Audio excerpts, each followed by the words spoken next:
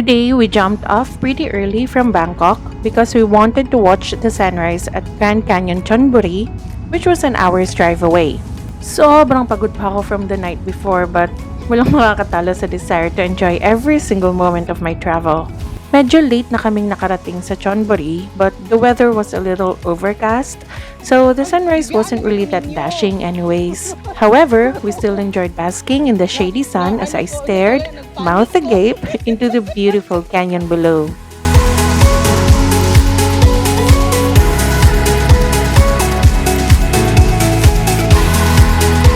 We then walked out of the designated view deck para maghanap pa ng ibang magagandang angle ng canyon, and we had so much fun taking photos and videos around.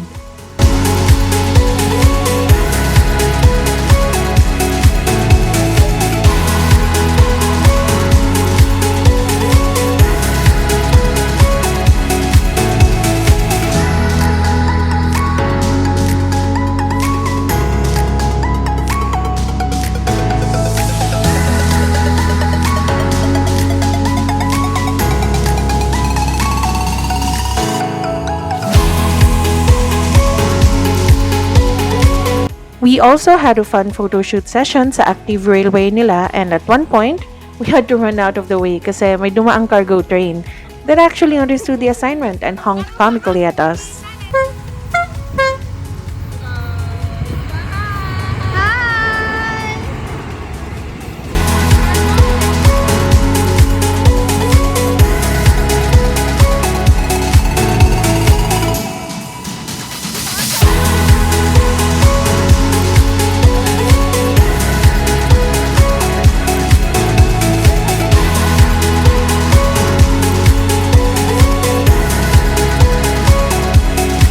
Our next destination is a small island off the coast of the Gulf of Thailand called Koh Samet. We drove almost an hour to the ferry station. Tapos dahil medyo maalon and prone kami ni Jody magbiyahilo, we skipped the speedboat and boarded a regular cargo boat instead. I was just surprised that it literally was a cargo boat. Parang salinpusan lang yung mga pasahero nila.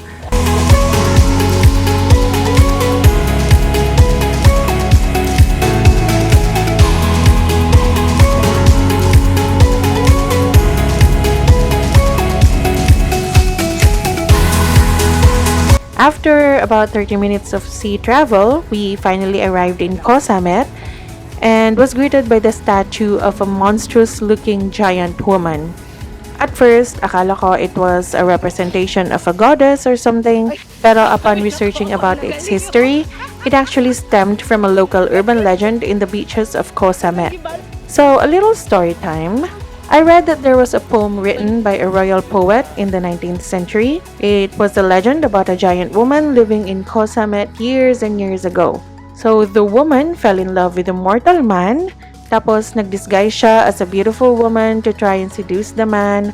Ang hindi alam ni ate girl, engaged na pala sa isang mermaid si guy. So out of frustration, she shed her beautiful appearance, turned back to her monster giant self, and became single forever.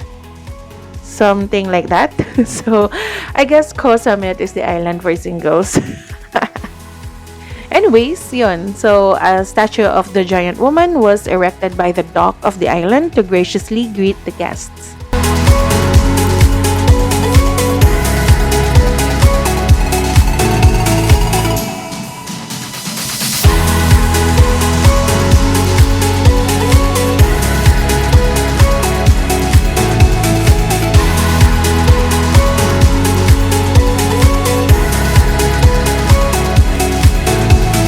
We then boarded a taxi, pero actually parang jeep siya, but hindi ko alam bakit taxi ang tawag nila. I think the ride going to our hotel was around 15 minutes, and pagdating namin doon, nag-check-in na kami, then settled in with our stuff before going out for lunch.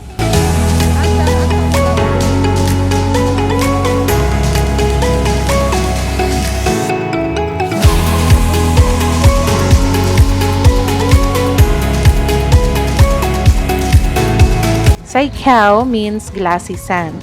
So, pride ng Saikiao Beach in Koh Samet ang powdery glass sand nila, which sounded familiar.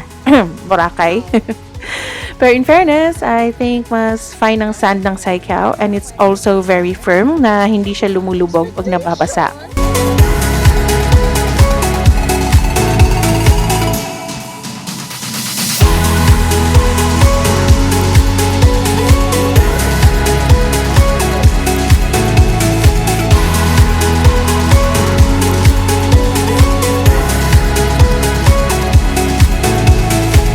We then went to Tonsak Resort Restaurant to have our lunch.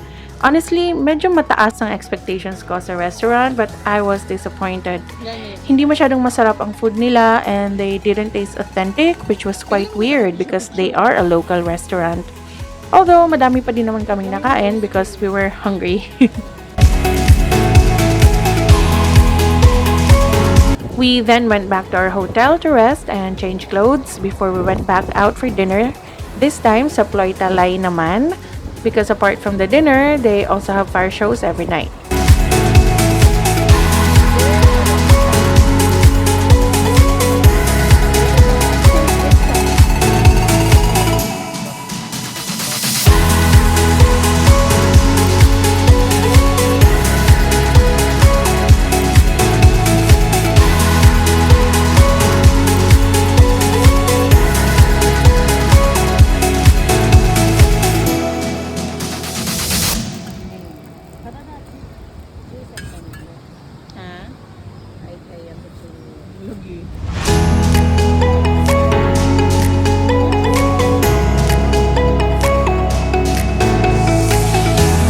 Had so much fun watching the macho kuyas dancing with fire, and their finale at the sea was spectacular.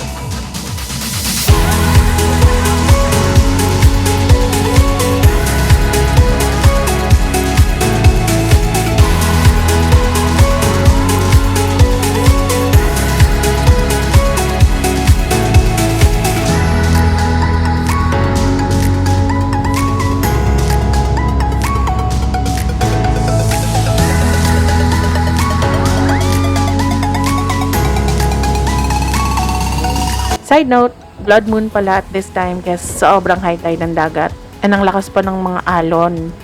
Scary.